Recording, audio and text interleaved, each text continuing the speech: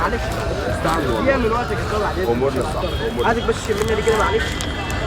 ايوه صح. يا صاحبي مالك يا صاحبي بتجري ليه؟ يا عم استعجل والله استعجل. معلش راح يا قابل أخويا، الموظف معلش. صاحبي. بقول لك مش عارف دي بكام؟ بكام يا صاحبي؟ 15 جنيه. يا بلاش والله حلوه النهارده بس بس بقول لك استعجل النهارده. بقول لك النهارده بس يا اخويا مفيش النهارده ايه؟ البيت دي مش هتنفعك، دي هتنفعك النهارده 15. البيت ده تشم ريحه دي ينفع؟ ايه ده؟ اهي يا عم اهي. ايه ده يا عم ده؟ كده تعرف تشم. ما تنزلش يا اخويا تطلع لك زي ما الراجل كام شايف. هود؟ كام هود؟ 15 جنيه. تمشي ب 10؟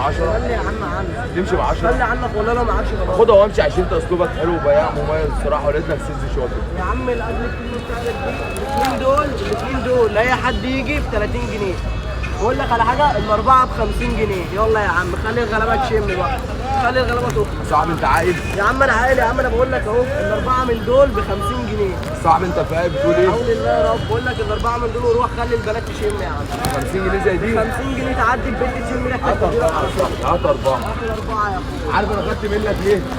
مش عشان وقفتني وانا مستعجل، عشان بصراحه حسيت منك كده مش عارف بس ايه. بيتك بقى. اسمك ايه؟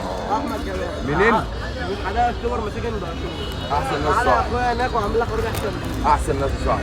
4 ازاز ب 50. 4 ازاز يا اخويا. بجد والله 4 ازاز ب 50. مدير عرق ايديا كمان هتاخد. انت تعالى نورنا يابا عنواننا الموقف الجديد وشوف الجو اللي هيحصل معاك. اخويا كاسيونات يا ريس.